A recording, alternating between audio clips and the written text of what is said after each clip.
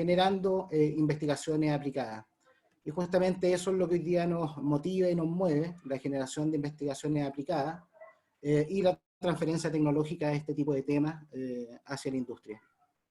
¿Qué es lo que vamos a ver hoy día fundamentalmente?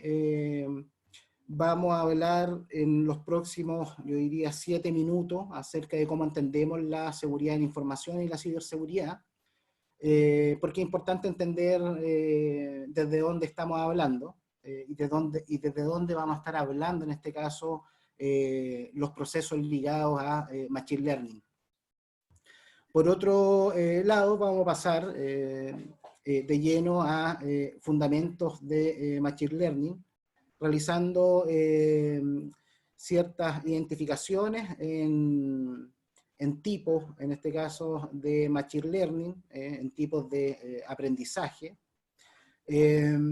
Vamos a identificar cada uno de los tipos de aprendizaje, qué es lo que se entiende fundamentalmente, algunos ejemplos al respecto. Y todo esto va a ir acompañado de algunos ejemplos prácticos que los vamos a ver también en la presentación, que corresponden a los contenidos, en la medida que los contenidos se vayan desarrollando, se van a ir presentando también estos ejemplos más extensos.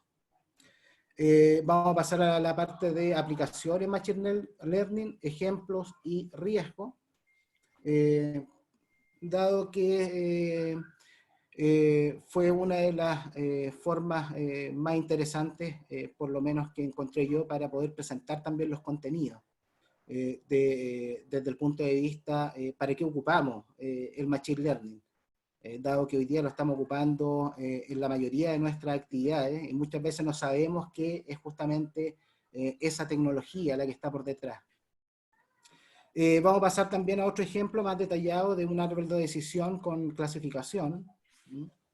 Y vamos a realizar una reflexión que me ha parecido interesante para poder analizar la situación actual del COVID 2019 y cómo también las tecnologías han puesto a disposición en ciertos sectores geográficos para efectos de poder gestionar también esta crisis sanitaria.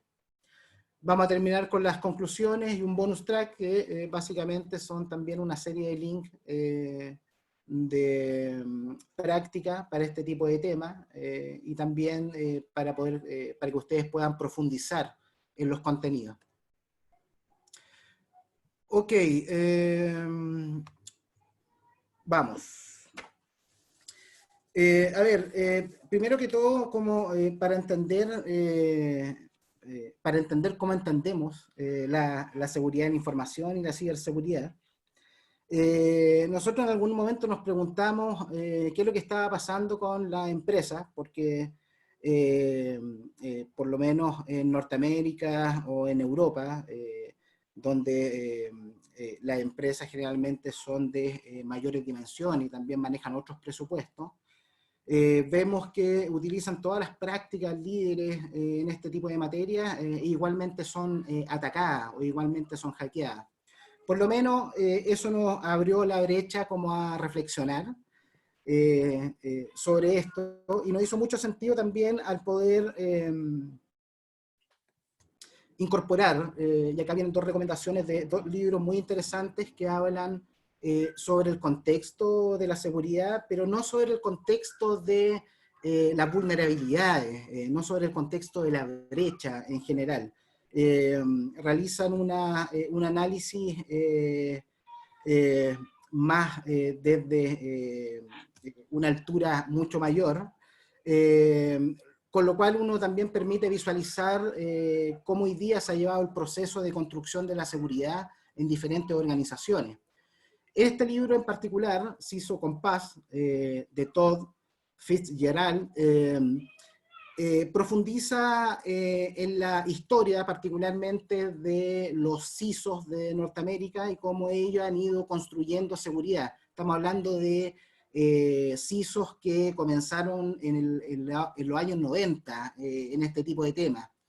Pasadito pasadito del año 95, por lo tanto, recoge la historia de todo este proceso de construcción, propone también un modelo de cómo se debiesen o qué aspectos se debiesen tomar en consideración en seguridad, pero los elementos que recoge que me parecieron interesantes justamente para esta reflexión tienen que ver con que las principales problemáticas de las cuales se hablan tienen que ver con el proceso, en este caso de gestión, y el proceso cultural que se da en las organizaciones y que justamente genera mucha resistencia a la hora de poder implementar un mecanismo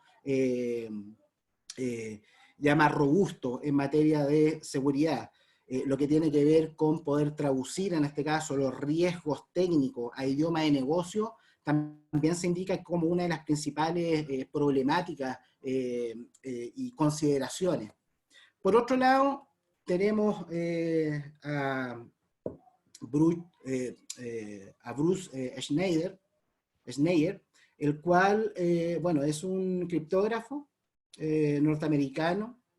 De hecho, el algoritmo Blowfish, justamente de su autoría, participó en la elaboración. Él realiza una reflexión interesante en materia de seguridad de información y ciberseguridad. Dentro de lo más interesante es que estamos en un mercado que está muy enfocado en la vulnerabilidad. Vemos a diario vulnerabilidades nuevas que están apareciendo, brechas nuevas que están apareciendo, y él es categórico en esto e indica específicamente que existe, y la mayoría en este caso del código que está desarrollado actualmente es inseguro, está mal escrito, con contadas excepciones, como la industria aeronáutica y del espacio.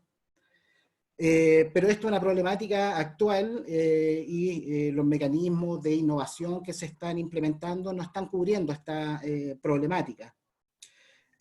Por otro lado, uno de los temas interesantes que él destaca son las temáticas relacionadas con autenticación, principalmente debido a la cantidad de dispositivos que cada uno puede acceder. Hoy día la autenticación se vuelve relevante. Por lo tanto, también gana una relevancia como dentro de los mecanismos de evaluación de la seguridad, o los mecanismos típicos de evaluación de un activo de información. La confidencialidad, la disponibilidad, la integridad, la privacidad, la autenticidad también toma un valor debido justamente a esta incorporación de múltiples dispositivos por persona. Por lo tanto, cuando uno comienza a reflexionar justamente acerca de estos dos autores, acerca justamente de lo que ellos están viendo acerca del mercado en materia de seguridad, nuestra reflexión es que en este tipo de temática hablamos de sistema, hablamos de gestión, hablamos de cultura, pero sabemos bien poco de sistema, sabemos bien poco de gestión y sabemos bien poco de cultura. Por lo tanto, la pregunta que nos queda realizarnos es cómo estamos construyendo seguridad de la información y ciberseguridad. Y por ese lado, en el transcurso de estos 7 años, en donde hemos podido desarrollar esta experiencia investigativa y consultiva, hemos también podido darnos cuenta cómo las empresas han ido construyendo seguridad, cuáles son, en este caso, los mecanismos motivadores de las organizaciones, que no necesariamente se alinean a alguna práctica de seguridad. Y por otro lado, hemos ido también profundizando en lo que se debe también tener o hacia dónde debiésemos apuntar en este tipo de materia. Dejar de ver, en definitiva, una serie de componentes de seguridad en la organización y empezar a darle a esto un carácter más sistémico. Entender que la seguridad es un sistema en sí mismo que vive en la organización y vive para un fin de la organización, pero por otro lado que también es un sistema que vive en convivencia con otros sistemas. Por lo tanto, ahí también se producen otro tipo de impacto. Por lo tanto, si uno comienza a resumir como este tipo de problemáticas que tienen estos CISO a nivel mundial o los riesgos que se han ido incorporando a través del crecimiento tecnológico, sin duda la seguridad es uno.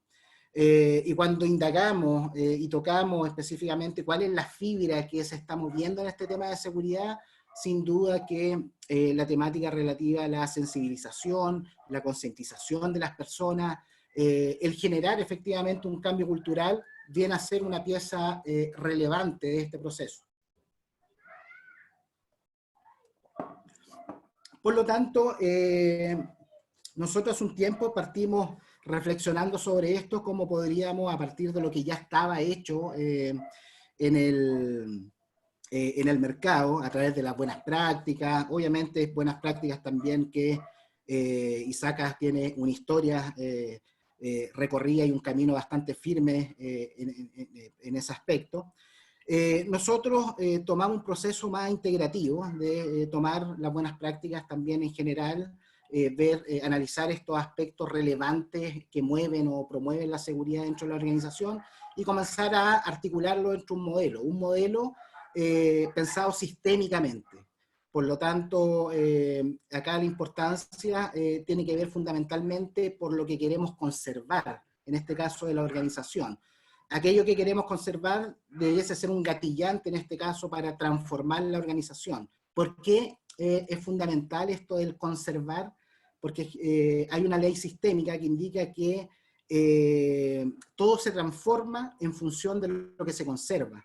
Por lo tanto, hace sentido el tener esta comprensión más sistémica de la seguridad, identificar en este caso estos puntos clave o elementos clave dentro del sistema que se debiesen conservar para poder garantizar en un futuro la seguridad.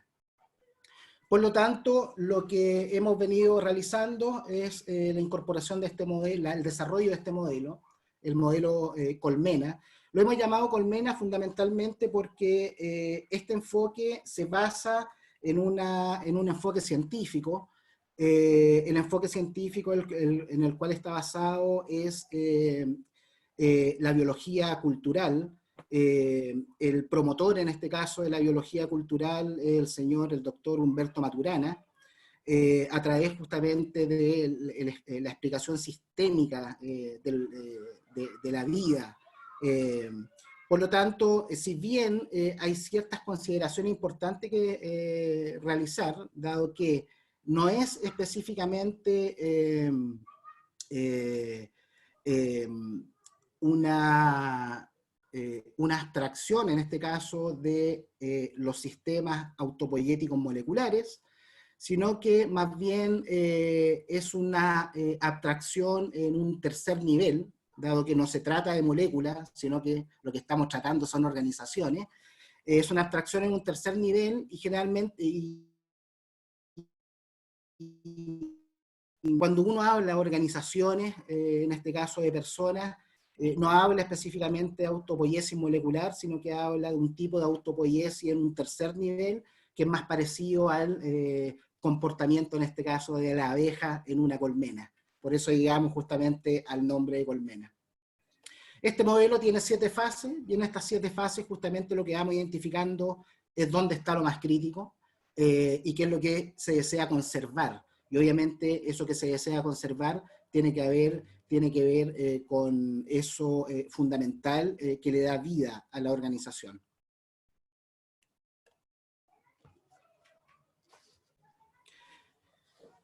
Muy bien, vamos a pasar vamos a entrar en materia, en temáticas relativas a fundamentos de Machine Learning.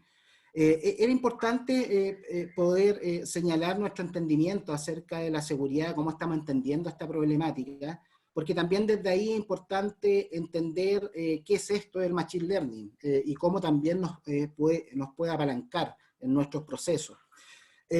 Lo primero, entender que también, como dice Bruce Schneier, ninguna tecnología hace seguridad o hace ciberseguridad. Toda tecnología requiere de un proceso de inteligencia, por lo menos poder visualizar el alcance hacia dónde voy a implementar esta tecnología y poder también identificar la problemática qué problemática me está solucionando esta tecnología. Porque en temas de tecnología, si uno habla como de Machine Learning, sin duda que algo que está en boga, que uno pudiese decir que es una tecnología interesante, ve a diario informaciones que justamente la utilizan, pero cómo se utiliza, o el proceso de cómo utilizarla, está la clave. Por ejemplo, hoy día vemos que tenemos aquí en Chile, tenemos un dictamen que debemos usar mascarilla, justamente por esta pandemia. Y la mascarilla tiene una forma de utilizarla. La mascarilla es una tecnología que justamente está de algún modo reduciendo un riesgo. Pero también esa reducción del riesgo tiene que ver cómo utilizamos esa mascarilla. Entonces, veíamos instrucciones como básicas, como manipular la mascarilla desde estos elásticos que tienen, o no llevarse los dedos, en este caso, a la mascarilla.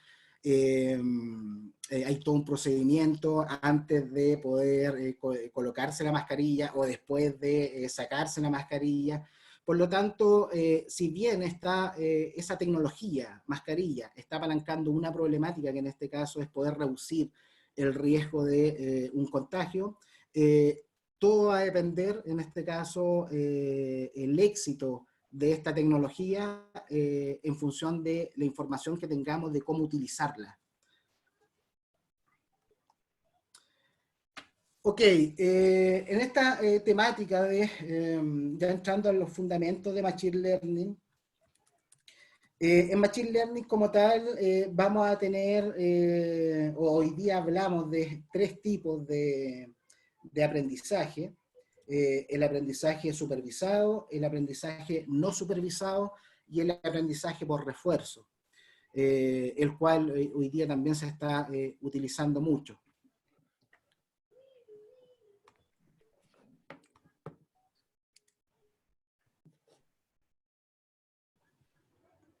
Ok, disculpen, ¿se están viendo las láminas? Estoy viendo los comentarios en el chat.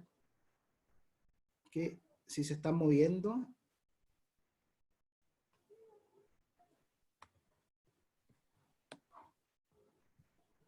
A ver ahí.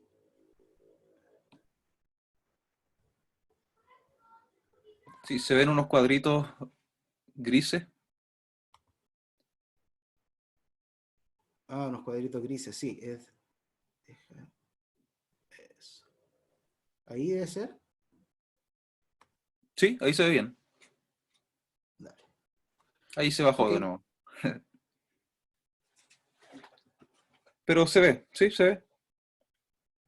deja ver si puedo correr esta barra. Ok. Ya, a ver. Sí, bueno, ahí lo Sí, se que... ve, sí.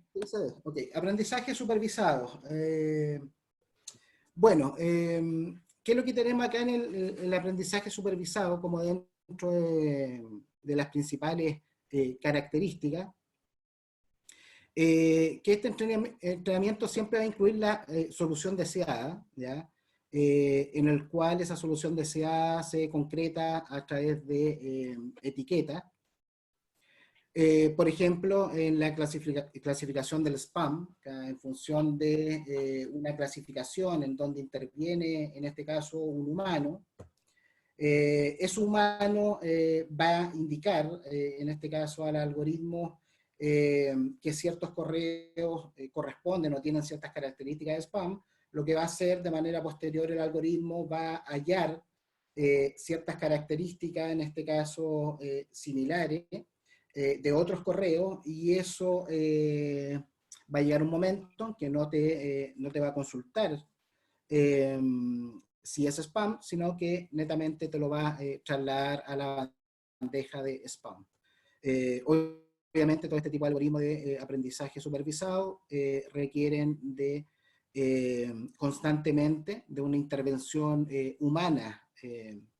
Por lo tanto, si hoy día nosotros hablamos de los mecanismos de Machine Learning que están más difundidos en el mercado, sin duda que el aprendizaje supervisado es uno de los que está más difundido. ¿Y por qué también es uno de los que está más difundido? Porque es justamente la función de la persona, en este caso, o la habilidad de un humano, la que toma relevancia. Lo vamos a ver en los otros aprendizajes, pero también la intervención humana va a tomar relevancia, porque las decisiones de base o las principales decisiones igualmente las va a tomar un humano, las va a tomar un observador. A ver, en este aprendizaje, aprendizaje supervisado, ¿qué otro tipo de ejemplos tenemos? En donde asignamos ciertas etiquetas, por ejemplo, cuando uno va a estas páginas para poder hacer un arriendo de vivienda, un arriendo para vacaciones o rentar un auto. Generalmente esas páginas, los que tienen por detrás justamente es en base a ciertas etiquetas que en este caso un humano completa, que en este caso viene a ser los metros cuadrados, la ubicación, la cantidad de habitantes que en este caso debiese tener o que debiese recibir el inmueble, la distancia de un cierto punto, calefacción, etcétera. Todo ese tipo de datos son datos que generalmente utilizan este tipo de aprendizaje o esas páginas para que justamente se pueda entregar también desde ahí una respuesta que incluya la mayor cantidad de relaciones y la mayor cantidad de recorridos. En este caso es la información que provee la página. Si hablamos de los algoritmos más utilizados de aprendizaje supervisado, está la regresión lineal como uno de los principales aprendizajes, que de hecho vamos a ver un ejercicio, más que un paso a paso, es un paso del proceso como tal. Sí, el ejercicio está indicado también en los links al final de la presentación que obviamente va a llegar a sus correos. ¿Qué más tenemos acá? Clasificaciones bayesianas, los árboles de decisión, redes neuronales, aprendizaje ya profundo. Por lo tanto, acá tenemos una serie, si hoy día vemos este tipo de algoritmos que nos deben sonar en su mayoría como algoritmos que hoy día se están utilizando en diferentes tipos de aplicaciones. Este ejemplo práctico lo vamos a ver enseguida. Vamos a pasar primero a explicar el aprendizaje no supervisado y a explicar el aprendizaje por refuerzo. Y luego vamos a ver justamente ese ejemplo para efectos de poder terminar también con estos tres tipos de aprendizaje y luego vamos a pasar a la parte aplicativa. ¿En qué aplicaciones uno ve esta tecnología? A ver, el aprendizaje no supervisado. Los datos de entrenamiento acá no incluyen etiquetas, por lo tanto acá dentro de la relevancia de la utilización de este tipo de aprendizaje, más que la relevancia, lo importante para poder utilizar este tipo de aprendizaje tiene que ver con la cantidad de datos. Entre mayor es la cantidad de datos, el algoritmo por sí solo va a poder también determinar ciertos grupos de parentesco, en este caso de tipos de información.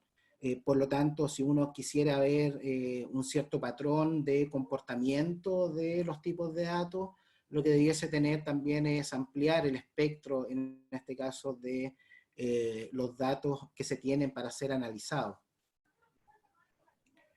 El siguiente aprendizaje, disculpen, sí, un poquito. antes de pasar al siguiente aprendizaje. A ver, específicamente uno ve este tipo de aprendizaje en páginas que llevan páginas web que puedan llevar registro, en este caso, de sus usuarios, ¿ya? En el cual, a partir de ciertos datos que se le piden al usuario o que ya la empresa obtiene, lo que uno va obteniendo son ciertas tendencias, en este caso de los usuarios, y esas tendencias justamente lo que uno puede visualizar a través de la aplicación de estos algoritmos es donde están las principales agrupaciones. Obviamente eso alimentado de manera, un algoritmo de este tipo, alimentado de manera continua, puede ser también interesante, por ejemplo, a la hora de determinar el comportamiento normal de una red. ¿Por qué digo normal entre comillas? Principalmente porque hoy día las organizaciones, hay ciertos indicadores que dicen que las organizaciones pasan alrededor o pasan más de 200 días para que se den cuenta que tienen dentro un atacante. Por lo tanto, tomando en consideración esa tremenda brecha en cantidad de días, generalmente cuando uno implanta un mecanismo, una herramienta de seguridad basado en Machine Learning, por ejemplo, para poder determinar cuál es el tráfico normal y cuál es el tráfico anormal de una organización, a la hora que lo implanta, hay que tener bien claro que no seamos víctimas, en este caso, un atacante, porque ese atacante va a ser mapeado, en este caso, como tráfico normal de la organización. Pero para eso también la seguridad se construye por capas, y ahí debiésemos tener otros mecanismos, como por ejemplo mecanismos para cazar amenazas dentro de la organización. Pero eso es otro tema. Me quería referir específicamente acá a la ligazón que tiene con Machine Learning. Por otro lado, tenemos el aprendizaje por refuerzo.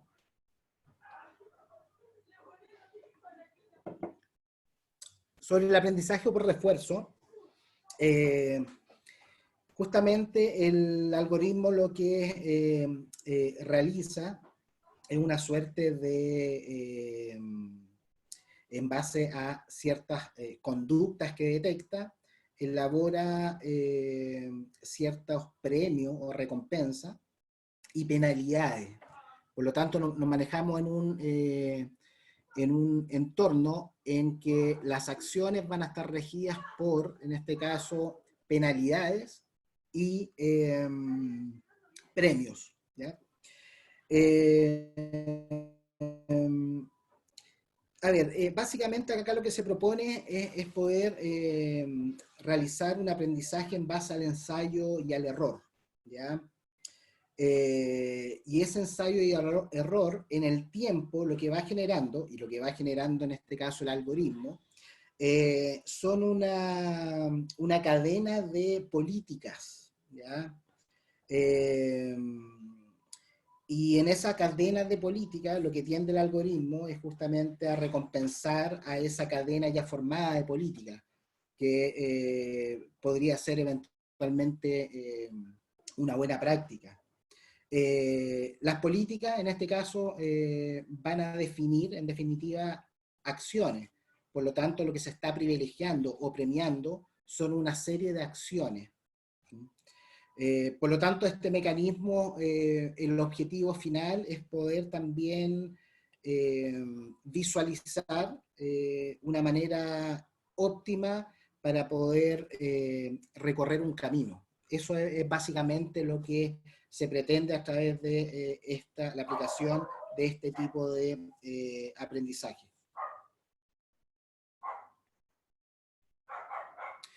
Ok, vamos al ejemplo práctico, específicamente lo que tiene que ver con regresión lineal.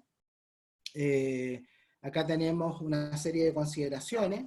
La primera, la regresión lineal es un algoritmo de aprendizaje supervisado, ¿ya? Como estamos en esta Machine Learning 101, la idea es justamente hablar de estos algoritmos que ya se tiene una historia, un camino más recorrido al respecto. Es su versión más sencilla. Lo que se hace en definitiva es dibujar una recta que nos va a indicar una tendencia de un conjunto de datos. Eso en términos generales. En estadística la regresión lineal es una aproximación, por lo tanto para modelar una relación, en este caso, entre variables, ¿ya? Por un lado vamos a tener variables dependientes, que las vamos a llamar Y, variables explicativas nombradas con X. Por otro lado, este modo de recordatorio, esta es la fórmula justamente de la recta, donde Y es el resultado, X viene a ser la variable, M la pendiente o el coeficiente de la recta, y B la constante, o también conocida como el punto de corte del eje Y, ¿ya? Entonces, por ejemplo, en este ejemplo, estos son los precios, en este caso, de las pizzas en Dinamarca entre el año 2009 y 2018, los cuales claramente lo que se ve es una regresión lineal, en los cuales los puntos rojos son los precios o las medias de los precios en un tiempo determinado. En este ejemplo en particular, lo que se va a cargar es un archivo CSV de entrada, que es básicamente un archivo de datos, ¿ya? Datos en texto plano, ¿ya? Los cuales son obtenidos a través de web scraping, que es básicamente utilizar técnicas para obtener información de alguna página, ¿ya? Y esa información se obtiene en este caso de páginas de artículos, fundamentalmente de Machine Learning, en este caso de TechCrunch y Kitty Nuggets, y como característica de entrada, cuál va a ser la información base que vamos a tener en este caso de esos artículos, porque lo que se va a obtener son artículos determinados. El título, en este caso del artículo, la ruta del artículo, la cantidad de palabras, en este caso, que tiene cada uno de los artículos, el off-links con los enlaces externos que contiene el artículo, la cantidad de comentarios por cada uno del artículo, la suma de imágenes o videos que tiene el artículo en particular, y la cantidad de días transcurridos del momento de crear el archivo. En este caso, también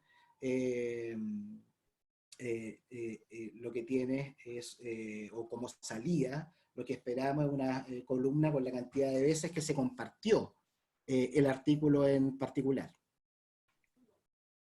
Por lo tanto, a partir de las características del artículo de Machine Learning, se intentará predecir cuántas veces será compartido en redes sociales. Es decir, por ciertas características del artículo en particular, lo que podríamos hacer es poder predecir cuáles de esas características impactarían de una mayor manera o medida para aumentar, en este caso, la probabilidad de que sea compartido en redes sociales. Entonces tenemos, para realizar este ejercicio, como requerimiento vamos a necesitar una máquina Jupyter con código Python y la librería scikit-learn, que es utilizada por Data Science, y adicionalmente pues se podría utilizar la suite de Anaconda, que también se podría implementar. Los datos específicamente para poder montar este entorno en particular también se incluyen en el anexo con los links específicamente de construcción de esta presentación. Ok, ¿cuál es el objetivo acá? Es poder predecir cuántas veces será compartido el artículo de Machine Learning a través de un proceso de regresión lineal simple. Entonces, ¿qué es lo que tenemos? Cuando vamos importando, en este caso los artículos, importamos ciertos datos de los artículos. Los datos de los artículos se verían de esta manera, en el cual tenemos una columna que en este caso hace mención al título del artículo en particular. Acuérdense que estas son páginas específicas de Machine Learning. Así que también ahí están los links de páginas en donde van a encontrar artículos. Por otro lado, está la URL en particular. Si ustedes pueden apreciar, hay un NaN, que básicamente es que no se encontró, en este caso, URL dentro del artículo en particular. Hay un contador de palabras, en el cual indica cuántas son las palabras por cada uno de los artículos. Indica cuántos comentarios, cuántos links o cuántos compartir se les dio justamente a esos artículos, cuántas imágenes, videos tiene, y cuántos han sido los días transcurridos y cuántos han sido las veces que se compartió justamente el artículo en particular.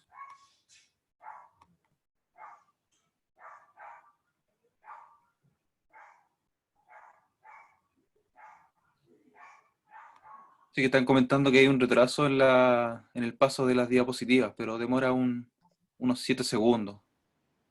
Ah, no, Sí, impecable, para tenerlo en consideración también y cuando lo cambie, esté también hablando del mismo tema, básicamente.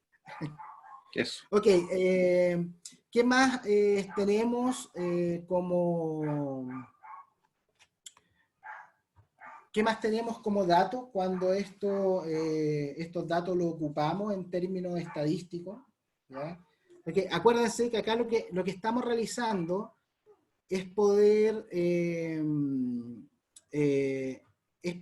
predecir de algún modo en función de ciertas características de artículos que están publicados, ¿cuáles de esas características tienen una relación directa para aumentar la probabilidad de que el artículo sea compartido? ¿Ya? Por lo tanto, eso es lo que por detrás se quiere poder comprobar en este ejercicio. La idea es que justamente ustedes también, es un ejercicio muy reducido, con un alcance muy limitado, pero también la idea es que ustedes puedan dimensionar qué significa realizar este proceso, o qué significaría realizar este proceso con otro tipo de datos. ¿Ya? En cuanto a la recopilación de datos, lo que estamos mostrando son las tablas, en definitiva, de recopilación de los datos. Entonces, esta tabla en particular, la tabla que están viendo, tiene 6 columnas, ¿ya? De esas 6 columnas, se ha podido determinar ciertas características, en este caso a nivel general, de la información. ¿Qué características se han identificado? Que se están contando 161 artículos. ¿Ya? Que eso lo vamos a encontrar en donde dice contador de palabras, word count. Abajito de eso está el 161. Debajo del 161 está la media. Es decir, que a partir de todos estos artículos se encontró que hay una media de 1808 palabras. ¿Ya? Por ejemplo, hay otro dato que nos indica el mínimo, es decir, el artículo con la menos cantidad de palabras, y el máximo, el artículo con la mayor cantidad de palabras. Y las columnas, que en este caso se relacionan con esta información, están relacionadas con la cantidad de link que tienen esos artículos en particular, la cantidad de comentarios que tienen esos artículos, las imágenes que están incrustadas en esos artículos, la cantidad de días que han transcurrido desde la publicación del artículo y cuántas veces ha sido compartido el artículo en particular. Por lo tanto, intentaremos ver con la relación lineal si hay una correlación entre la cantidad de palabras del texto y la cantidad de contenido que ha sido compartido. Entonces, lo que podemos ver, ¿ya?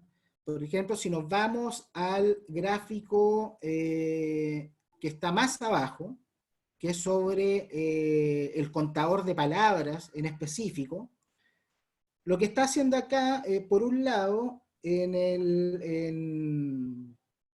la columna X, donde indica 0, 10, 20, 30, 40, 50, esos son el indicador de la cantidad de artículos, ¿ya? Por lo tanto, aquí lo que estamos analizando son 161 artículos, ¿ya? En el eje Y, lo que tenemos es la cantidad de palabras. Por lo tanto, si nos vamos netamente a la zona en rojo, lo que tenemos es que la gran mayoría de los artículos están entre las 500 y las 3.500 palabras, ¿ya? Si nos vamos al gráfico de arriba, a la derecha, en donde dice shares, lo que también vamos a poder apreciar que la gran mayoría de los artículos que están compartidos son artículos que en este caso se han compartido o tienen un rango de compartido hasta los 50, yo diría que hasta los 70.000 podría tener. Si esos datos, porque ya, como ya tenemos capturado esos datos, estamos haciendo un análisis de estos datos, si lo podemos llevar a una gráfica de regresión lineal, y esto lo podemos graficar, por un lado, lo que obtenemos es que justamente hay una regresión lineal, hay una, por este lado, una relación entre la cantidad de palabras y cómo esto fue compartido en redes. Hay otras características que justamente también se van enlazando a estas características de cantidad de palabras. Por lo tanto, no, si bien es una relación directa, la que se tiene entre cantidad de palabras y lo que ha sido compartido, lo que nos puede presentar acá, por ejemplo, para efectos prácticos, es poder definir en una campaña, en un blog o en una campaña de artículos o en la generación de artículos, por dónde debiesen estar o en cantidad de palabras los artículos para poder garantizar o aumentar la probabilidad de que estos sean compartidos y qué otras características debiesen tener. Aquí no entramos al detalle en específico, por ejemplo, de cuántos de estos han tenido, por ejemplo, videos asociados o material ya más interactivo. Es parte justamente de los análisis que también uno realiza en este sentido. Si nos vamos específicamente a la temática de aplicaciones de Machine Learning y ejemplos, lo que vamos a ver es una serie de clasificaciones de uso fundamentalmente de este tipo de tecnología. En esta clasificación he querido comenzar con el reconocimiento de imágenes. Hoy día este tipo de tecnología es ampliamente utilizada para el reconocimiento de imágenes, específicamente caracteres ópticos. Por ejemplo, dentro de este reconocimiento de imagen se tiene el reconocimiento de letras, de texto, palabras, agrupaciones, espacio en ciertos textos. Se tiene también temáticas relacionadas con específicamente detección de imágenes, para poder capturar, en este caso, identidades de personas.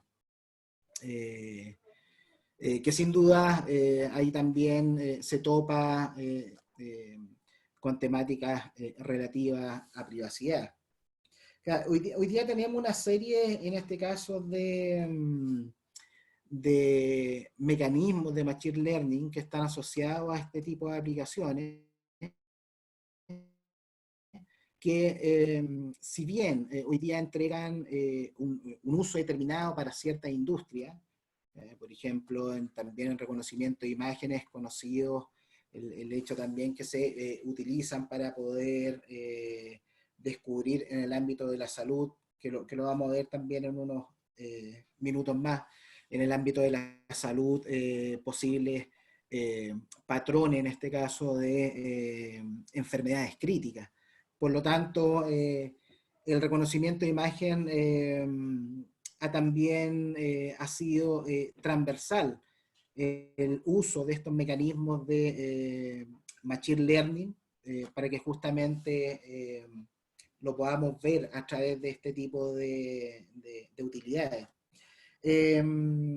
Acá cabe señalar, porque me llamó la atención que ustedes, no sé si han visto en la utilidad, hay una utilidad en Facebook específicamente, el cual logra identificar a partir de una foto posibles familiares, primos o padres, posibles parientes. Si bien específicamente esto utiliza, bueno, es reconocimiento de imágenes a través de Machine Learning, lo que estamos acá hablando específicamente es que estas son redes neuronales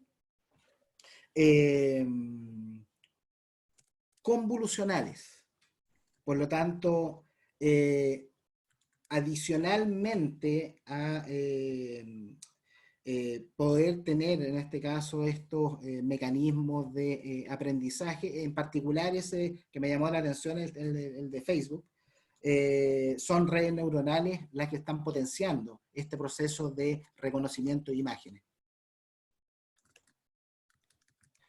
Por otro lado, tenemos también como una aplicación las temáticas relativas a reconocimiento de voz. Ahí específicamente en reconocimiento de voz también es parte de lo que nos ha tocado interactuar como en nuestra dinámica personal y también laboral. Sin duda acá el famoso agregar recordatorio, Pasiri, es uno de los temas también que utiliza Machine Learning, y justamente a través del reconocimiento de voz, OK Google también, es parte de las aplicaciones que hoy día utilizan este tipo de tecnología. Por ejemplo, reservas de comida, solicitud de pizza. Hoy día están ocupando también este tipo de mecanismos que realizan justamente un reconocimiento de la voz, y a partir de ese reconocimiento de la voz, la salida es justamente el proceso, en este caso, de instrucción de lo que quiere el usuario. Obviamente que esto también trae su riesgo, o la aplicación de esta tecnología trae su riesgo, y eso va a depender del contexto en particular. Por ejemplo, hay una herramienta que también me llamó la atención de reconocimiento de voz, pero está enfocada en temáticas de fraude en particular, que realiza para ciertos grupos o áreas de trabajo que necesiten, generalmente en call center, que necesitan de ciertos monitoreos por el lado de las conversaciones, o no tocar ciertos puntos relevantes que puedan impactar al cliente. Hoy día también se están utilizando este tipo de algoritmos para poder identificar a través de las variaciones que tiene la voz en particular, podemos ser o estamos frente a una situación de un posible fraude dentro de la compañía. Ese tipo de usos tecnológicos del Machine Learning, sin duda que también abren un campo a la hora de poder reflexionar cuáles son los riesgos de este tipo de temas. Un error en este tipo de mecanismos podría significar que puedan juzgar eventualmente o procesalmente a una persona o una entidad. Por lo cual, sin duda que estas nuevas tecnologías vienen a imponer otros riesgos, pero por otro lado, no es distinto de la implantación de cualquier otra tecnología. Acá lo importante es tener claro cuál es la problemática que estoy queriendo resolver. Por otro lado, tenemos los elementos de clasificación. Consiste en identificar una clase que pertenece, en este caso, a una población determinada.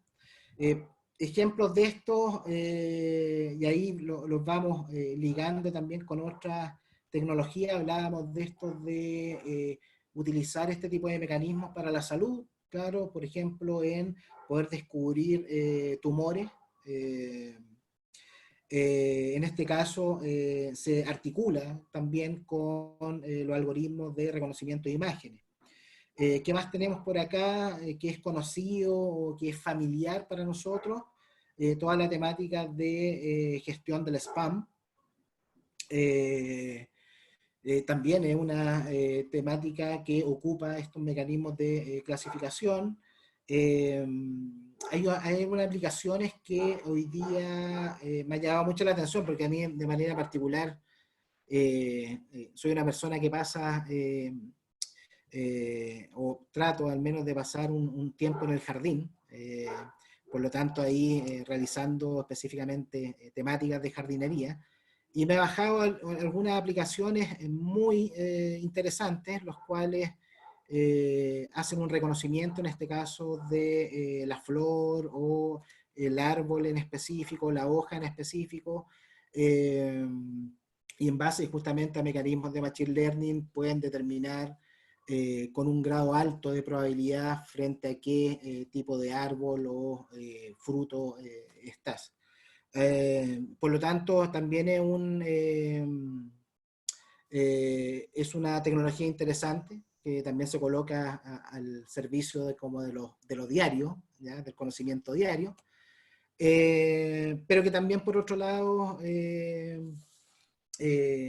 tiene, al igualmente con las otras implementaciones, su riesgo.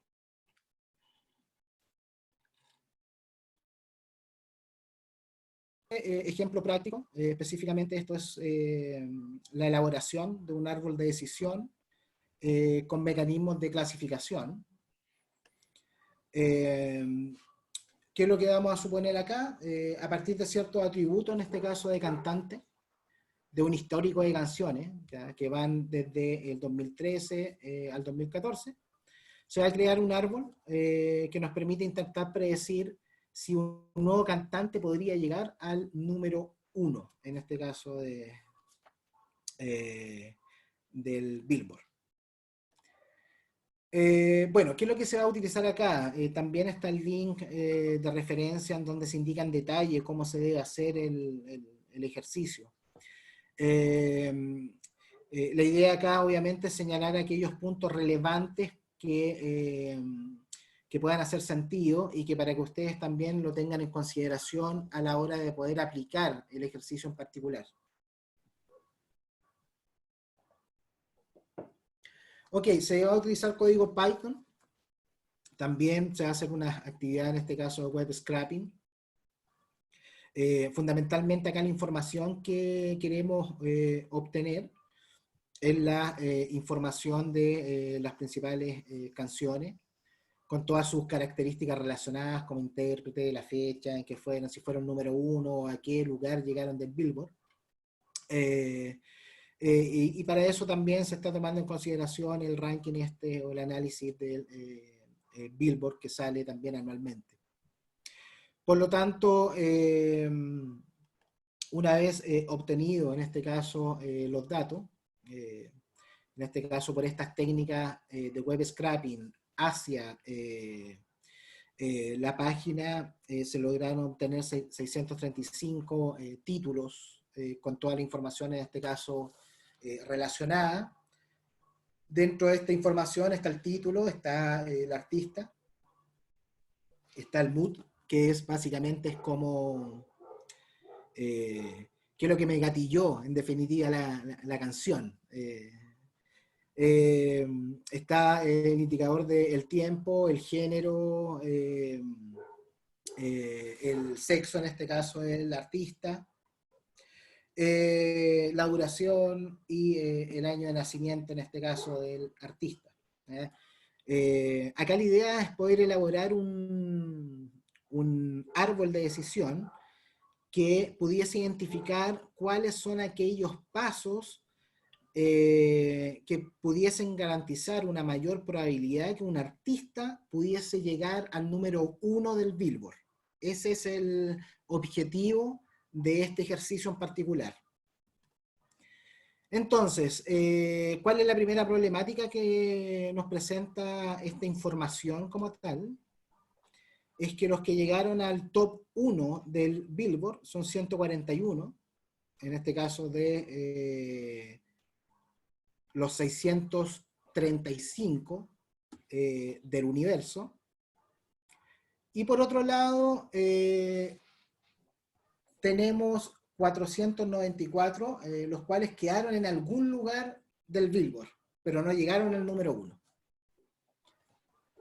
Si uno eso lo puede ver a través del mood, que esta sensación o que me gatilló en definitiva esta canción, vemos que las canciones indicadas o identificadas o clasificadas como cool tienen una gran preferencia, y también las que están identificadas como powering, que también ahí tienen identificada una clara preferencia. Permítanme un segundo.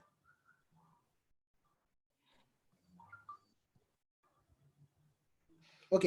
¿Qué más vemos en los datos? Los tipos, en este caso, de género musicales. Entonces tenemos que el género pop y el género urbano son los géneros que hoy día hay una mayor cantidad, en este caso, de registro. Si vemos los tiempos, todos están en base a un tiempo medio, en este caso de registros.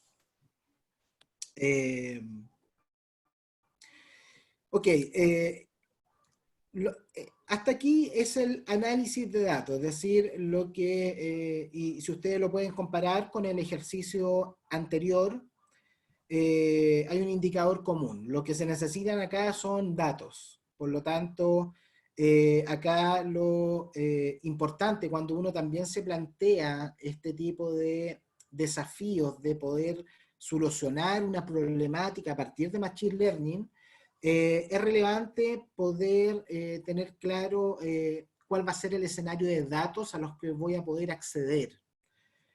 Porque hay que considerar que el éxito, en este caso, de este tipo de ejercicio, va a depender en muchos casos de la cantidad de datos históricos que yo tenga. Antes de proceder específicamente a poder generar el árbol de decisión, se debe proceder a realizar un procedimiento que se llama balanceo de datos, que básicamente tiende a obtener más información acerca de ese grupo, en este caso de artistas y cantantes que no llegaron al número 1 del Billboard. Porque es importante el poder determinar otro tipo de información que pueda ser relevante para este proceso, porque eso también nos va a indicar dónde eventualmente podría estar el camino menos exitoso para poder llegar, en este caso, al número 1 del Billboard. Por otro lado, tenemos la siguiente actividad, después que uno hace este balanceo de datos, que es el mapeo de datos como tal, ¿ya? ¿Qué se hace en este mapeo de datos en particular? Es realizar una transformación de estos datos a valores más categóricos, ¿ya? Fundamentalmente a clasificar estos datos. Por ejemplo, las edades las vamos a separar en este caso por menores de 21 años, los artistas se refiere, menores de 21 años o entre 21 y 26 años, etc. Por lo tanto, lo que va a configurar eso es una categoría en particular. Categoría edades, que va a estar dividida en dos categorías, una con de menor a 21 años y otra entre 21 y 26 años, y una categoría 3 entre mayores a 26 años, ¿ya? Y así todo se va a categorizar. También las canciones también se deberían categorizar. Y toda la información que en este caso se tiene analizada y que se ha levantado en este caso a través de la técnica de web scraping, se debe categorizar para poder armar este primer árbol de decisión. Esto es una vista cómo se debiese ver la categorización, en este caso de la información. Por ejemplo, la primera tabla, debajito del título Fundamentos de Machine Learning, ¿ya?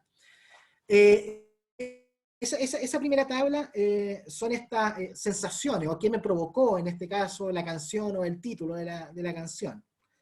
En Se demora un donde... poquito, un poquito. Se demora en cargar la diapositiva. Ah, sí, ok. Sí, ¿Está cargada? no aparece la tabla. Listo, tiene que Aparece, aparecer la tabla. sí, aparece aún el título Fundamentos de Machine Learning y el texto.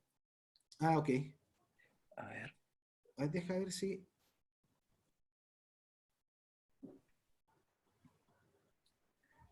Sí, yo creo que demora unos de 10 a 20 segundos, yo creo que está demorando un poco. Ok.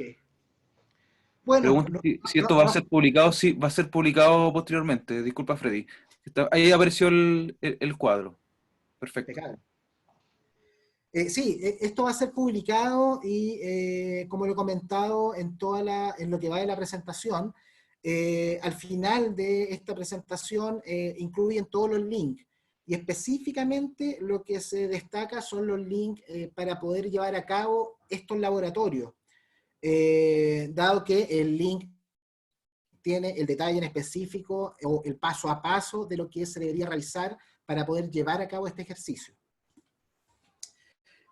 Ok, ya. ¿Ven toda la tabla? Hay tres tablas que se están presentando. Se ve perfecto, sí. Listo. Esas tres tablas lo que muestran es el proceso de categorización de estos datos. Es decir, los datos los categorizamos. La primera tabla, debajito de fundamentos de Machine Learning, lo que vemos son estas sensaciones que nos provocó en este caso, o lo que nos gatilló la canción. Entonces, aquí las principales preferencias están en la clasificación 5 y en el 6, en el cual hay 156 canciones y en el 6 159 canciones. ¿Ya? La siguiente es el artista, en este caso es el sexo del artista, en donde las principales canciones, en este caso identificadas, que corresponden a la clasificación número 3 de la tabla del medio, corresponde a artistas masculinos. Y la siguiente tabla, que es el género, es decir, el tipo de música, en este caso el 3 y el 4, tienen las principales preferencias, en este caso 188 el 3 y 215 el 4. El 3 y el 4, el 3 es urbano, canciones urbanas, y el 4 es pop.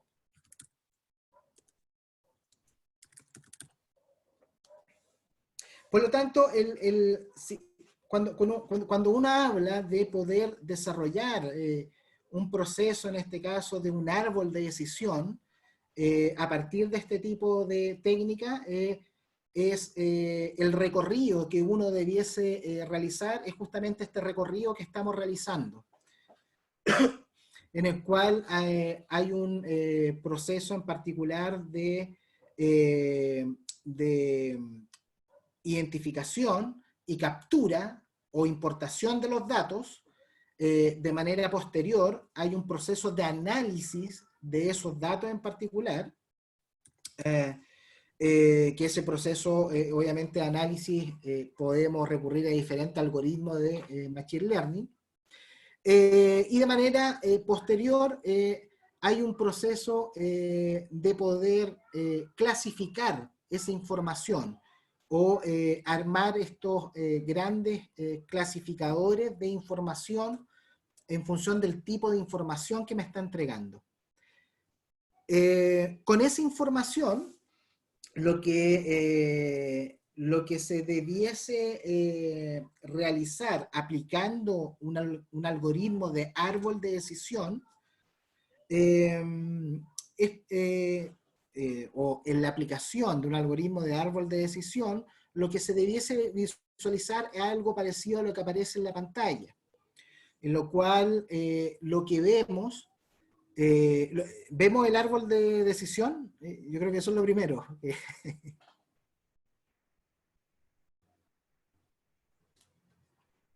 Sí, ¿Don ¿se ve? Rafa? Sí. ¿Sí? Impecable. Lo que vemos dentro de los datos interesantes, que este árbol parte de una raíz. Esa raíz fundamentalmente lo que parte dividiendo el universo, en este caso de los títulos de canciones, por el sexo, en este caso del vocalista o de los vocalistas o del intérprete o del representante de la agrupación. Hay otro dato interesante en cada una de estas cajitas, que es la entropía, ¿ya? Esto igualmente tiene una visión un tanto sistémica. Aquí lo que vamos a entender como entropía es como qué tanto nos aporta, en este caso, este proceso en particular, o esta identificación de características, para llegar a ser el número 1 del Billboard. Por lo tanto, acá lo que tenemos, la entropía se va a medir entre 0 y 1. Por lo tanto, acá los indicadores de entropía más cercanos al 1 son indicadores en los cuales son características que no nos favorecen para llegar al número 1 del Billboard. Por otro lado, tenemos los indicadores de entropía debajo del 1 o más tendientes a 0, los cuales debiesen ser el camino o la ruta con las características que debiese impulsar un artista para poder conseguir el número 1 del Billboard. Por lo tanto, las cajitas tienen diferentes colores en función de la entropía que generan para este árbol de decisión. Por lo tanto, las cajitas que están en color naranja son los que tienen una menor cantidad de entropía, por lo tanto ofrecen un camino o una probabilidad más exitosa para llegar al número 1 del Billboard. Por lo tanto, si nos guiamos por las cajitas, en este caso naranja, lo que debiésemos llegar es a la última línea, en este caso de estas cajitas, y relacionarla con todas las demás cajitas que tienen niveles de entropía más cercanos a 0. A ver, para efectos de este ejercicio, y aquí también quiero ser insistente con el tema de la cantidad de datos, con el tipo de datos que estamos manejando. Acá los datos son fundamentales. Si no tenemos datos, no podemos realizar esta operación.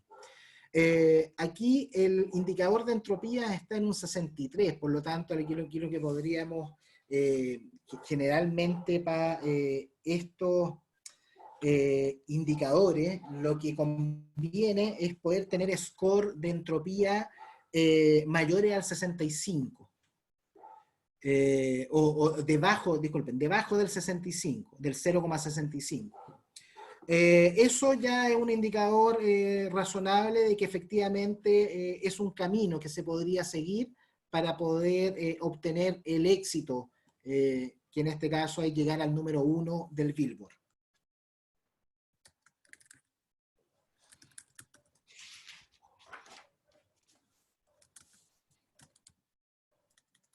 Ok, siguiendo con los tipos, en este caso, de aplicaciones relacionadas con Machine Learning. También hay un tipo de aplicación que en este caso es la predicción. Si bien es similar a la, en este caso, a la clasificación, pero para este caso no es para valores continuos, como por ejemplo son los ejemplos que pudimos ver específicamente el ejemplo anterior. Por otro lado, dentro de los ejemplos que uno tiene en estos mecanismos de predicción, están, por ejemplo, las temáticas relativas a poder determinar precios de arriendo o determinadas ofertas por el análisis de ciertos clientes que tenderían eventualmente a comprar más ciertos productos. Por lo tanto, eventualmente podría también ser ocupado con esos fines. Si uno lo ve como dentro del riesgo, acá también los riesgos tienen que ver con que específicamente este tipo de aplicaciones hoy día se utilizan para apalancar ciertas decisiones por el lado del negocio, ¿ah? O ciertas decisiones por el lado de las organizaciones. Por lo tanto, acá los riesgos no son menores. Hoy día probablemente lo que está por detrás es la predicción o la eventual predicción de un proceso de marketing. Probablemente los mecanismos o la información que se transforma en ese proceso va a tener un valor mucho mayor dentro de nuestro proceso de clasificación de activos de información. Que eso viéndolo como dentro de un escenario de riesgo en particular. A ver, ¿qué otras cosas dentro de la predicción? A ver, cuando uno está hablando de predicción, no está hablando de pronóstico, ¿ya? Eso es importante tenerlo claro. Cuando uno está hablando de pronóstico, fundamentalmente refiriéndose a series temporales, nos estamos refiriendo a mecanismos de redes neuronales.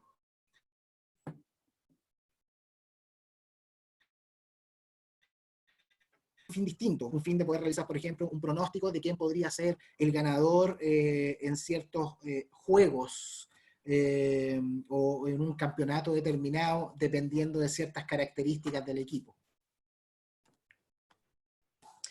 ¿Qué más tenemos como dentro de los mecanismos de aplicación de este tipo de técnica?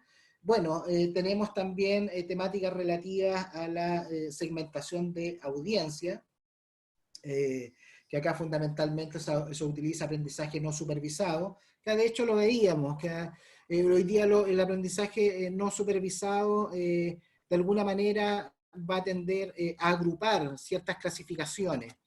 Y en base obviamente a esas clasificaciones uno pudiese tomar ciertas decisiones a partir de esa segmentación de la audiencia. A diferencia del aprendizaje supervisado, esas clasificaciones como tal las desarrolla el propio algoritmo, ¿ya? Y nos propone un set de clasificaciones. Por otro lado tenemos los juegos, si están familiarizados con la temática de los juegos, Hoy día se está utilizando esta tecnología fundamentalmente para poder apalancar el contrincante. También ahí la tecnología lo que está haciendo es aprendiendo también de tus movimientos. Por lo tanto, hay un proceso continuo en el cual en el juego tú vas dejando información acerca de tu comportamiento eh, esa información acerca de tu comportamiento también lo va aprendiendo, en este caso, el mecanismo de Machine Learning que esté implementado en la consola o en el juego en particular.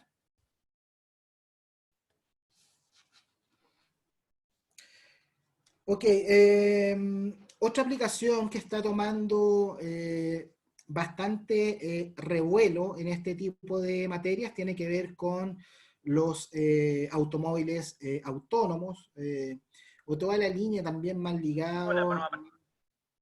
Disculpe. Ok. Y toda la línea más ligada a ciudades inteligentes. Eh, Hoy día fundamentalmente este campo de darle inteligencia a los automóviles es un campo en donde se está utilizando, y yo diría, en base a lo que he podido informarme, que es uno de los campos en donde se están realizando los trabajos más serios en temáticas relativas al Machine Learning. Fundamentalmente porque la cantidad de variables que se deben manejar para poderle dar autonomía a un vehículo son múltiples. Por lo tanto, acá lo que tenemos fundamentalmente es que el vehículo se pueda guiar a través de una ciudad, pueda interpretar, en este caso, señales, pueda interpretar comportamientos. Por lo tanto, acá todos los mecanismos más avanzados de Machine Learning se están utilizando en este campo en particular. ¿Por qué motivo también este campo hoy día el que tiene un mayor desarrollo en este tipo de tecnología? Porque justamente el riesgo o lo que nosotros pudiésemos decir que el principal dolor que ocurriría en el caso de que se pudiese concretar algún riesgo de este tipo, tiene que ver con la vida, tiene que ver con nosotros, con los humanos. Por lo tanto, en el caso de que llegase eventualmente a fallar esta tecnología, el riesgo es directamente proporcional a la vida humana. Por lo tanto, no es de extrañar que justamente este campo sea uno de los campos que hoy día tiene un mayor nivel de análisis en este tipo de materias. Por otro lado, están las temáticas relativas a la salud, que hoy día está muy en boga justamente por todo este contexto que estamos viviendo, en el cual esta tecnología está apalancando el poder determinar los mejores caminos que se puedan seguir para poder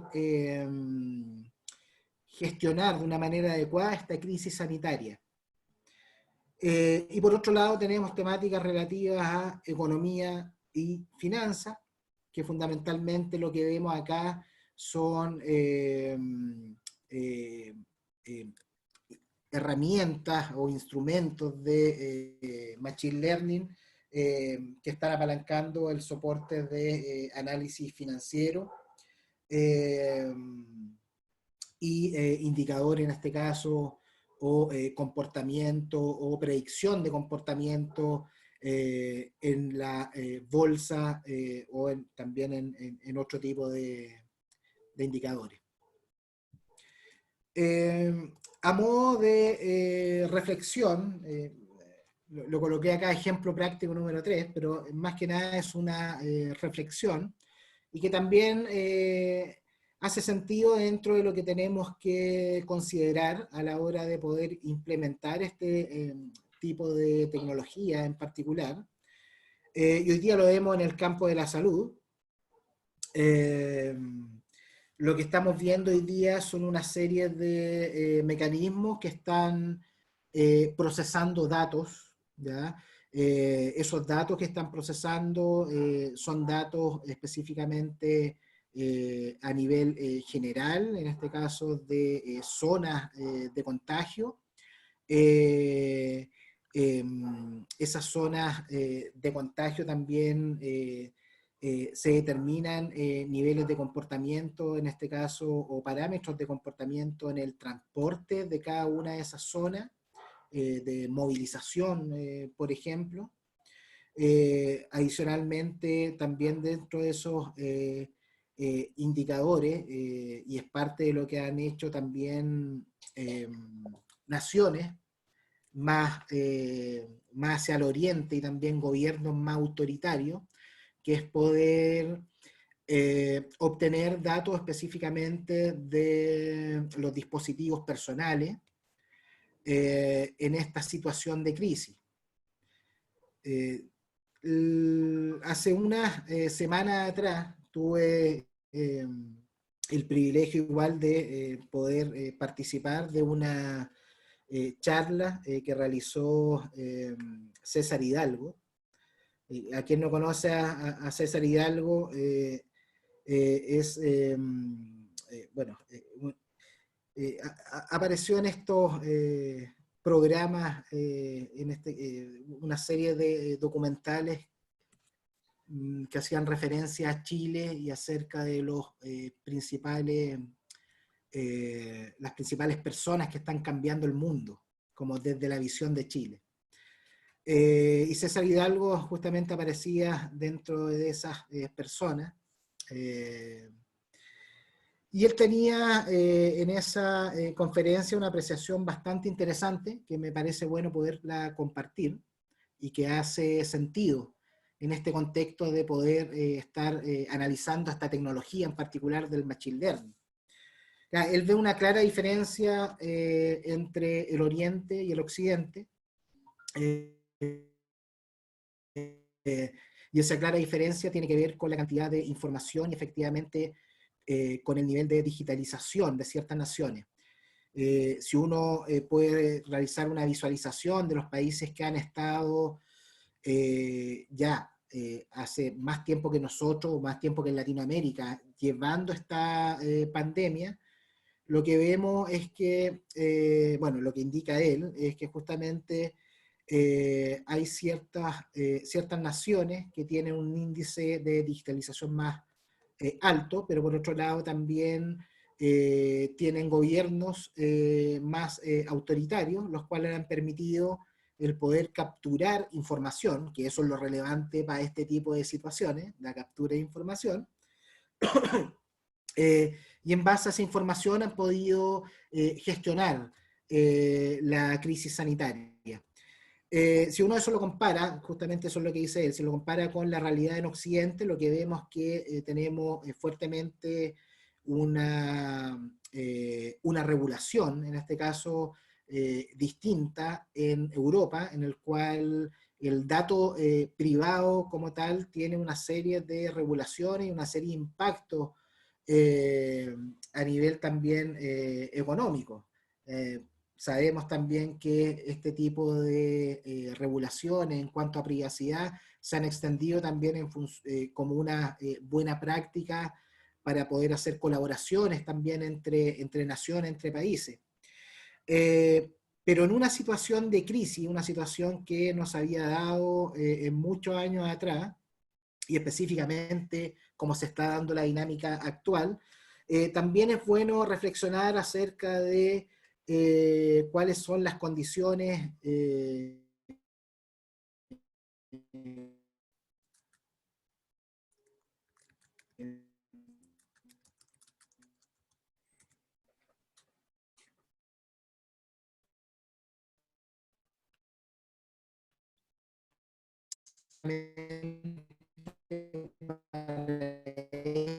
tipo de casos, pero por otro lado se valore como una información que nos va a servir a todos para poder construir un mejor camino para poder salir de esta crisis. ¿Qué es lo que vemos específicamente hacia Latinoamérica? Si uno ve los indicadores, por ejemplo, el indicador del gobierno estonio acerca de las principales empresas o los principales países que tienen los mayores niveles de seguridad, hay un indicador que está relacionado, que es el indicador en este caso de digitalización del país. Si bien vemos para Latinoamérica, vemos que el principal país, que en este caso estamos hablando de Sudamérica en particular, el país que tiene el mayor índice de digitalización es Chile. Si ese índice de digitalización como tal lo comparamos con otras naciones en donde no tenemos más de 15 o 20 puntos de diferencia, lo que nos vamos a encontrar es que en Oriente se ha gestionado la crisis de una manera totalmente distinta, que efectivamente, al parecer, existen esos niveles de digitalización, y lo que vemos en comparación con nuestro país, acá por lo menos en Chile y el resto de Latinoamérica, es que muchas veces esos índices de digitalización lo que van midiendo en el tiempo son la existencia de instituciones que puedan apalancar todo el proceso, en este caso de digitalización, los cuales a partir de esa generación de instituciones se tiene un nivel de cumplimiento, pero vemos pocos análisis sobre procesos de implementación y efectivamente construcción de este tipo de práctica o de tecnología en nuestras naciones. Sin duda es un tema relevante, un tema que también nos va a hacer reflexionar en el ámbito de la tecnología, en el ámbito de que probablemente hoy día dentro de los principales cuestionamientos para los países de Occidente está que estamos tratando esta pandemia como una pandemia de hace 100 años atrás, con los mismos tipos de prácticas, los cuales fundamentalmente se apalancan en el aislamiento social. Pero definitivamente la tecnología, y en este caso poder aplicar estas técnicas de Machine Learning, por lo menos para los países de Latinoamérica, mi impresión es que hemos quedado al debe con este proceso. Para efectos de ir finalizando, dentro de las aplicaciones tenemos también los que son los motores de recomendación. Y acá, dentro de los ejemplos, o lo más familiar, tiene que ver con Netflix, cómo justamente realiza o nos realiza a diario sugerencias acerca de qué nos podría eventualmente gustar. Acá es bien conocido en Amazon, cuando tú compras algo en Amazon, te dice, si lleva este producto, probablemente también te interesarías por este otro. ¿Ya? Lo que está ahí también son mecanismos de Machine Learning, los cuales a partir del análisis del comportamiento y de la aplicación de ciertos algoritmos, nos van dando justamente ciertas salidas como posibles preferencias que podríamos tener. A nivel conclusivo, voy a destacar 3 conclusiones, ¿ya? La primera tiene que ver que para implementar cualquier tipo de tecnología hay que tener claro cuál es el problema, dónde está el dolor. Si tenemos claro cuál es el dolor, créanme que no van a tener ninguna duda acerca de qué tecnología podría justamente apalancar ese dolor. Por lo tanto, a la hora de poder optar a ojos cerrados por este tipo de mecanismos de Machine Learning, lo primero que debemos cuestionarnos es qué es lo que vamos a solucionar con la implantación de esta tecnología. Por otro lado, como segunda conclusión, los riesgos en la implantación de esta tecnología van a depender de a dónde yo estoy implementándola. Por lo tanto, en ese proceso es fundamental conocer el alcance de la implementación. Qué componente en este caso va a tocar la tecnología, qué tipos de procesos va a tocar, qué tipos de activos, qué tipos de flujos de información. Si nosotros podemos tener identificado ese primer alcance, pudiésemos tener un primer análisis de riesgo de qué significaría poder implementar esta tecnología de análisis en función de datos, información que ya tenga, en este caso, la organización. Como tercera conclusión, atrévase. La idea justamente de los links que se van a compartir en esta presentación es que usted pueda realizar en detalle estos ejercicios, que pueda aprender, porque necesariamente el aprendizaje o tenemos una mayor probabilidad de aprender cuando hacemos algo. Por lo tanto, acá el desafío está en atreverse, comenzar a armar el ambiente se puede descargar, se puede instalar y después viene un paso a paso que es bastante amigable. Y lo otro, nunca se olvide de reflexionar y fundamentalmente reflexionar por los fundamentos de lo que está haciendo y por qué lo está haciendo.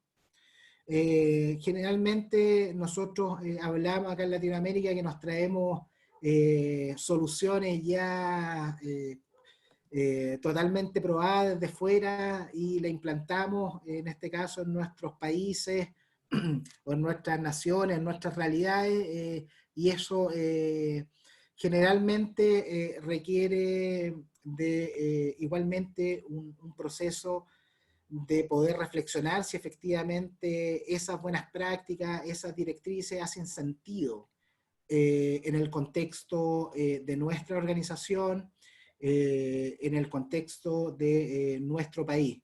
Por lo tanto, acá la invitación fundamentalmente, porque las tecnologías también van cambiando, hoy día en Machine Learning, probablemente en 10 años más estemos hablando de otras tecnologías, pero nuestras problemáticas sean las mismas. Y hoy día una de nuestras problemáticas fundamentales, según mi punto de vista, tiene que ver con reflexionar sobre los fundamentos de lo que hacemos.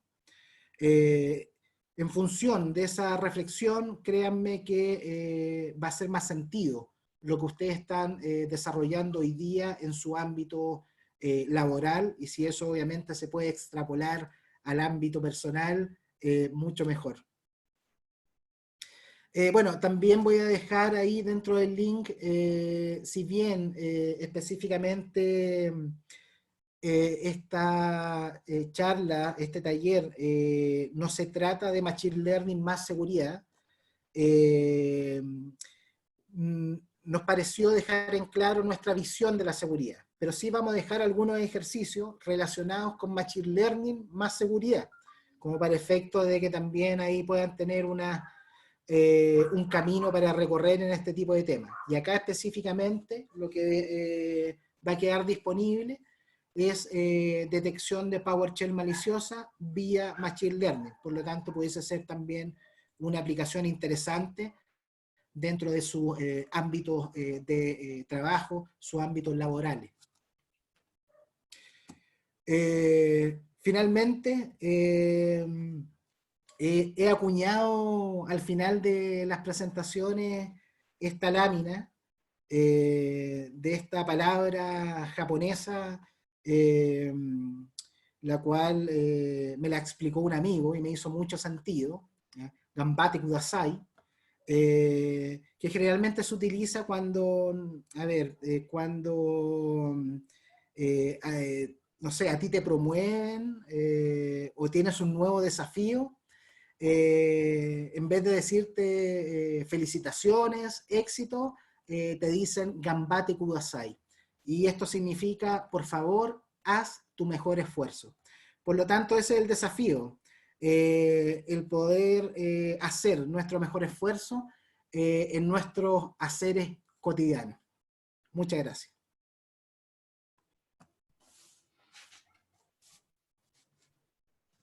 Excelente, muchas gracias, Freddy. Bueno, primero que todo, agradecer a todos por la excelente convocatoria. Agradecer a Freddy por esta charla interesantísima. Creo que todos quedamos mucho más capacitados e informados respecto a este tipo de tecnología, que es muy relevante en estos tiempos. Así que gracias, Freddy, por aportar siempre a Isaka, siempre estar ahí disponible. Y bueno, a las personas que están ahí conectadas hasta el final, eso demuestra el interés por tu charla, taller. Y bueno, les debemos el coffee break nuevamente. Así que estar atentos a las redes sociales, estaremos por ahí anunciando los próximos talleres. Y vamos a dejar un espacio para contestar algunas preguntas. Muy bien. Recuerden que en el chat abajo aparece un botoncito de levantar la mano. Ahí ustedes pueden presionar y Freddy les abre el micrófono para que ustedes hagan las preguntas. Mientras tanto, vamos a contestar algunas que publicaron en el chat. Ok. Respecto a la presentación, esta se va a enviar por correo a cada uno de sus correos y el video se va a publicar en el canal de YouTube. El canal de YouTube se llama Isaka Santiago Chapter. Isaka espacio Santiago espacio Chapter. Sí, También también. preguntaron por los CPE. Eso. Para quienes son socios de Isaka y quieran cobrar sus respectivos CPE, esta charla corresponde a 2 CPE por el tiempo de la capacitación. Así que lo que tienen que hacer es esperar que Isaka les envíe un correo a sus cuentas de correo donde les van a pedir su nickname que utilizaron para esta conexión y ahí ustedes van a poder cobrar sus CPE, los 2 CPE que corresponden a esta charla. Isaka internamente hace las gestiones para que se puedan adicionar estos 2 CPE. ¿No te ha levantado la mano nadie todavía, Freddy? No, no, mira, si no hay preguntas, Ok, como para efectos de poder finalizar, alguna recomendación de libros, ¿ya? ok, perfecto. Como para que puedan también eh, leer temáticas que están relacionadas con esto. A ver, el primero, La manada inteligente de Peter Miller. En la manada inteligente de Peter Miller, lo interesante es que a partir de algoritmos que se han desarrollado de comportamientos de grupos de animales o comportamientos de colmenas, comportamientos de hormigas, y eso asociado hoy día con este tipo de técnicas, lo que ha permitido, por ejemplo, es, es poder sostener la disponibilidad del sistema eléctrico en los Estados Unidos. Por lo tanto, son temáticas que hoy día se están aplicando. Es interesante la mirada como desde el análisis del observador del comportamiento de los animales y cómo esto se lleva en este caso a algoritmos que nos puedan prestar algún tipo de ayuda. Por otro lado, que también lo nombré, aquí está, El triunfo de la información de César Hidalgo, El triunfo de la información. César Hidalgo, bueno, reconocido, ya, algo dije de él en la presentación. Eh, eh, Léanse el libro plantea una mirada muy interesante acerca de cómo se debiese construir la economía. No esta economía que entendemos hoy día a partir de los indicadores tradicionales económicos, por decirlo de algún modo, sino que a partir de los datos que nos arrojan los países y los datos históricos, o los países y su historia. A partir de eso, lo que ha podido construir César Hidalgo en el transcurso de su carrera investigativa es un nuevo entendimiento de aquellas variables económicas que sostienen a los países. Por ejemplo, él habla del conocimiento, como el conocimiento, y de hecho tiene una plataforma en donde uno puede ver este tipo de temas en vivo. Él indica que el conocimiento acerca de una cierta práctica en los países se ha dado en forma de clúster. Por lo tanto, acá si uno lo compara con Chile, los principales conocimientos en Chile debiesen estar en torno a toda la industria minera o a la industria relacionada con la minería. Generalmente ahí se van a producir los conocimientos más altos en este tipo de materia. Por lo tanto, si uno lo liga con estas temáticas de seguridad, ahí debiesen estar, o hay una tremenda oportunidad de incorporar prácticas de seguridad y de ciberseguridad que ya estén con un entendimiento robusto y maduro de un mercado en particular en el cual somos exitosos. Es un libro sumamente interesante, a mí me voló la cabeza, por lo tanto también es una muy buena recomendación. Y excelente. Finalmente, el modelo Delta, ¿ya? En el modelo Delta de Arnoldo Hacks, lo que propone, aquí se mete específicamente en las temáticas de gestión, ¿ya? De gestión estratégica. Este es un modelo que está en contraposición, de algún modo, al modelo de Porter.